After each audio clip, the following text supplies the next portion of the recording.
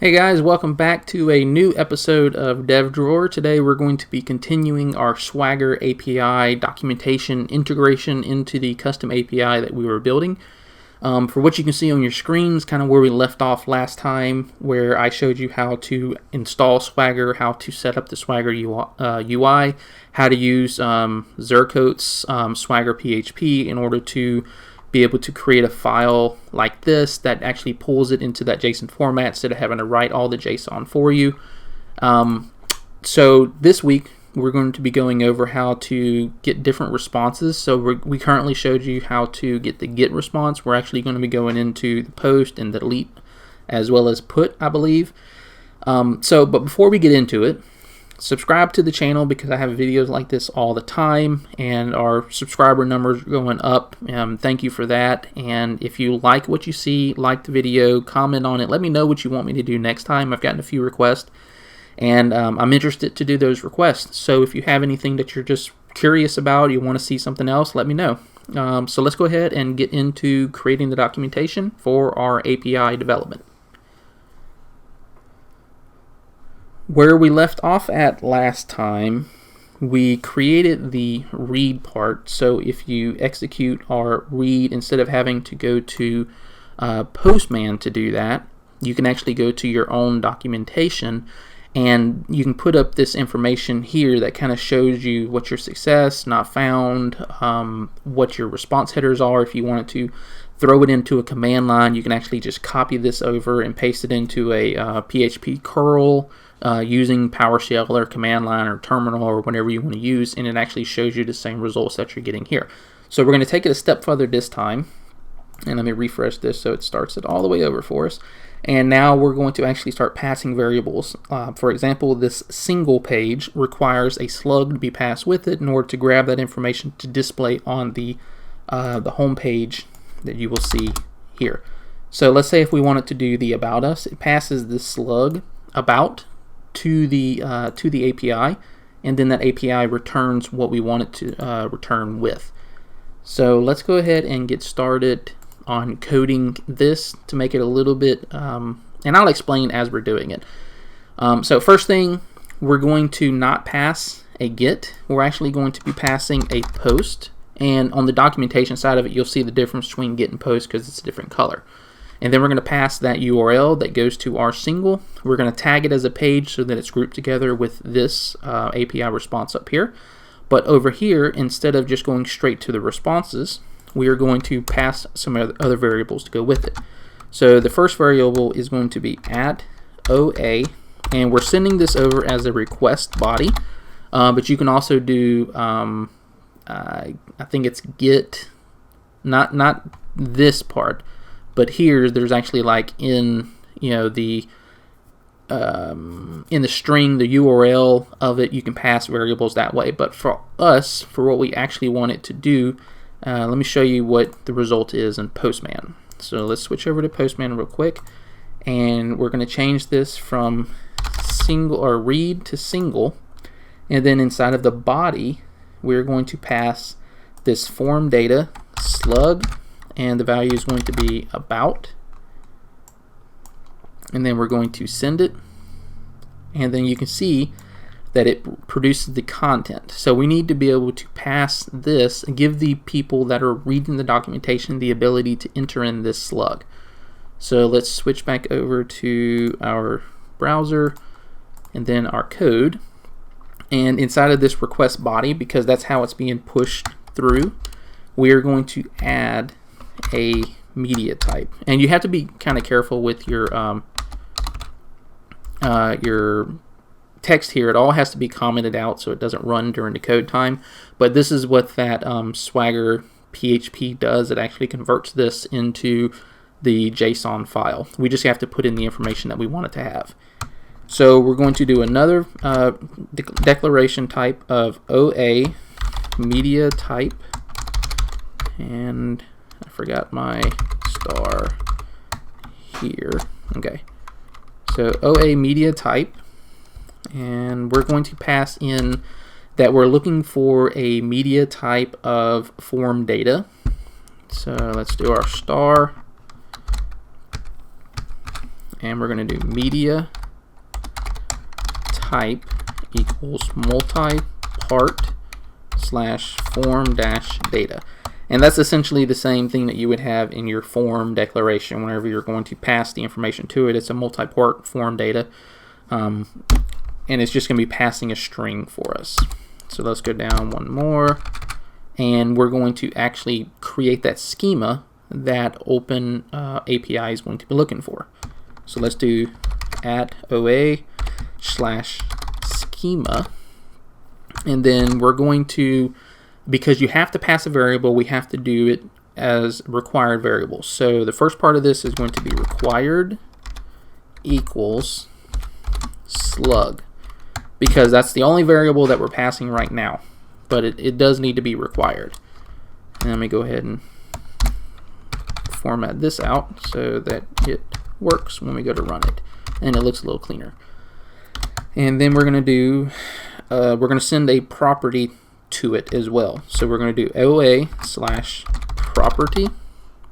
and then we're going to pass the property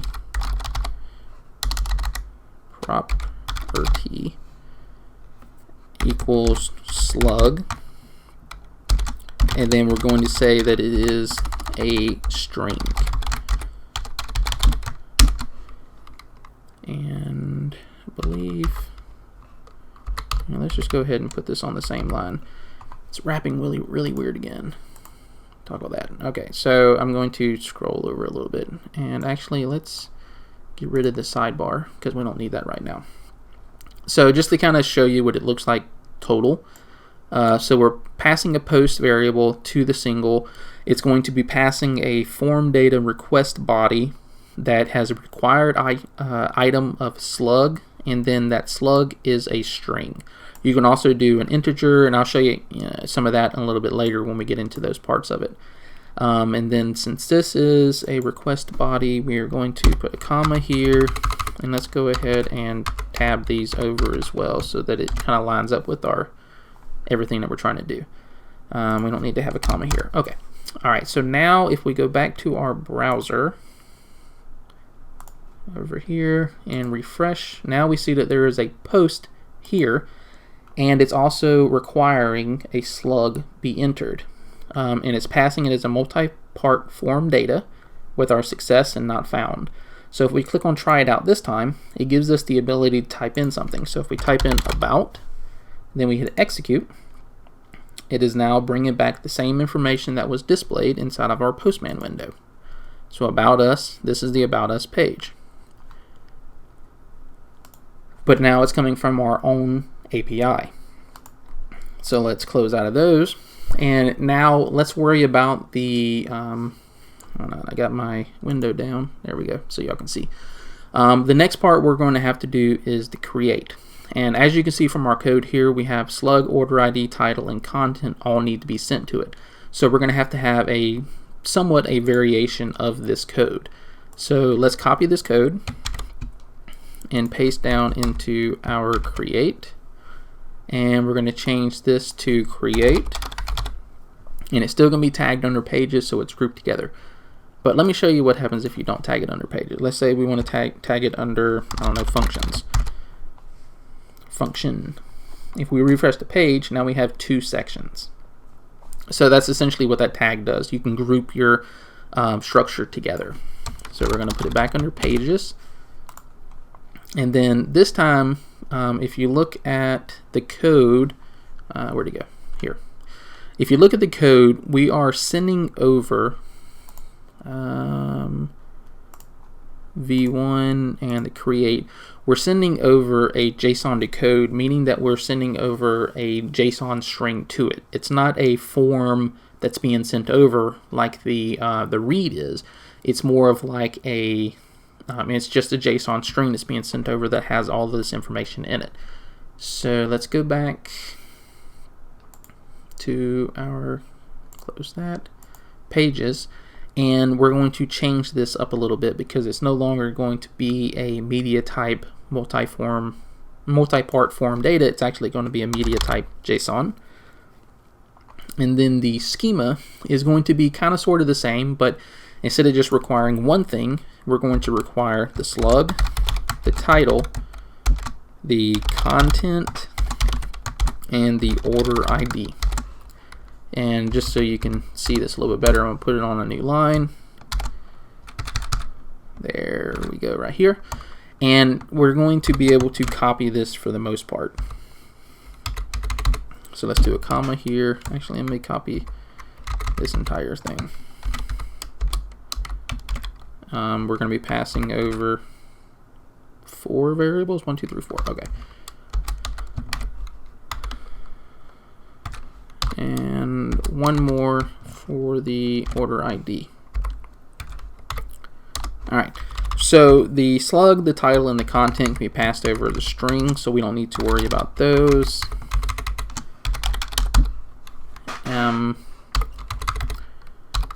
But on this one, the order ID, we're going to be passing over an integer. Okay? So now that we have, I mean, that's essentially the only changes that you really need to make. It's very similar to what's up here. It's just it's not the form data. It's actually a JSON that's being passed. Let's look at our response over here.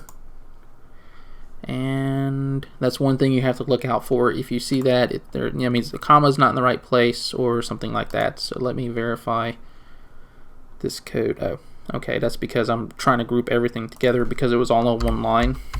It's all grouped together like this. We just need to add a new ending parentheses there.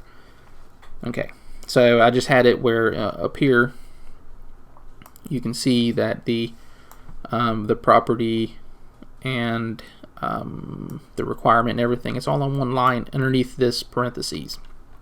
What I was doing with the double quotes was essentially closing out this schema every time. So now if we refresh, we have our pages create, and you can see here that it's actually showing you what you need to create. So if you hit try it out, you would just modify this. But we also want to kind of give them, if you enter in just a string here, we're expecting HTML based on the website itself. So we're going to show them what they need to input there by putting in an example of what they need to do. So behind the string, we're going to do example equals HTML only. And then this will give them an example of what they're looking for. And then the other ones are pretty much self-explanatory, so we don't need to do anything with those. Let's refresh, and now it says that you can put in HTML. So let's create one and see what it does. But first, I'm going to switch over to Postman, and we're going to do pages read, send, so we can see all the pages. We currently have 4 in there. We're going to use this to create a 5th. So let's try it out, and let's put in test, and then test page, and then here we're just going to type in this is a test page, and we have 4 other pages, so let's do order ID of 5. So now if we execute this, we can see that it was successfully created. Well, y'all can't see that because Postman is still up. So I just typed in this information and then hit execute, and it shows page successfully created. Now if I switch over to Postman, you can see if we refresh this, so let's send it again, back over here, and now we have 5 pages with the test page being created here. So that's how we would edit or insert a new page. But what I want to do is show you how to edit a page as well. So we know this one has an order ID of 6, test page, so I want to go in there and fix it where it doesn't have test as lowercase. So Postman's in the way again. Let's go back over here, go to our code, and we're going to edit this test where it has an uppercase for the page name. And how you do that is essentially the same thing that you did in create, because our functions are very simplistic, very simple functions.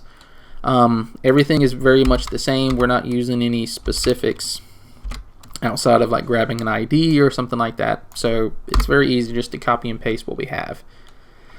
We're going to do the same thing that we did here, but we're going to change this to the update parameters.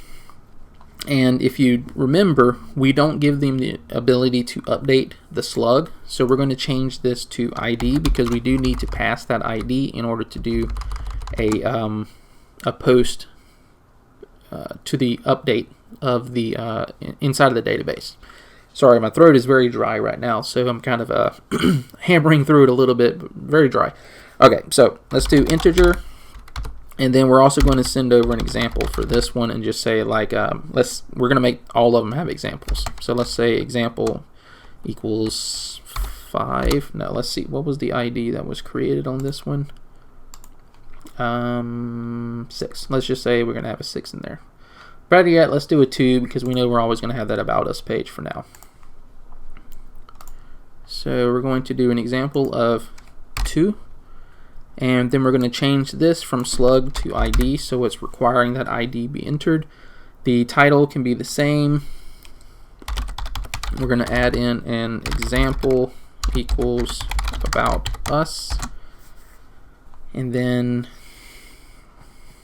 the integer for the order ID, I think the about us was 2, so we're going to do just a sample of 2 is there as well. So example equals 2. I think that is it, but we're not using post here. This is actually a put because it exists, whereas a post does not. So we're going to do the put response instead of the post response. And now if we switch back over to here, now we have our put for pages update with our examples in here. So, but I don't want to change the about us. I want to change our test page. So order ID or ID of 6. So we're going to try this out. We're going to change this to a 6, and we're going to fix this test page, and this is a test page.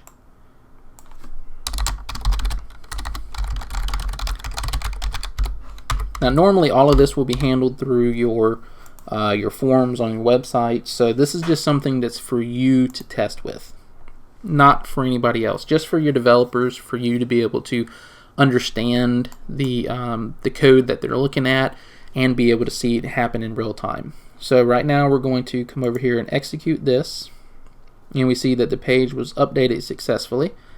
And if we go back to our Postman window and we rerun this, we can see that the test page now has the proper case as it should. And we don't have to keep switching to Postman because we created that first function way up here at the top to read, and if we try it out, it displays the exact same thing. So we don't have to keep switching back and forth if you don't want to. I'm just trying to show you all different ways to look at the same endpoints. Alright, so we've got the read, we got the single, we got the create, we got the update, so now we have to handle the delete, which the delete is very easy as well. Let's go up here and we're just going to copy this one again, and now we're going to paste it right above the delete function. I'm going to change this to delete, keep the pages the same.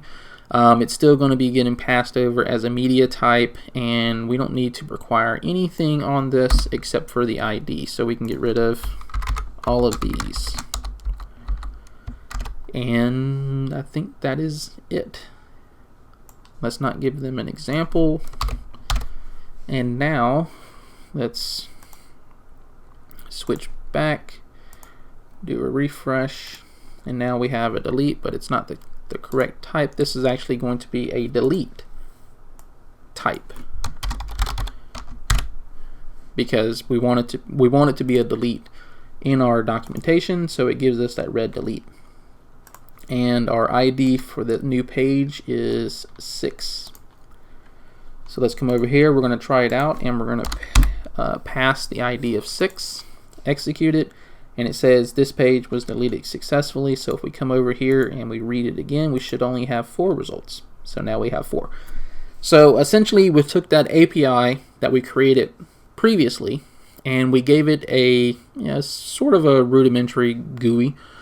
This is for the documentation. And what's really cool about using Swagger is that right now we're doing it through the HTTP method, but you can also do it as HTTPS. You can have another section up here that grabs tokens. It passes those tokens for your authorization and all this kind of stuff. We don't really have any of that going on with our current API, so we don't need any of those, but you do have the ability to create tokenization, which I can show you real quick. So if we go back to Swagger, let's just go to the main search.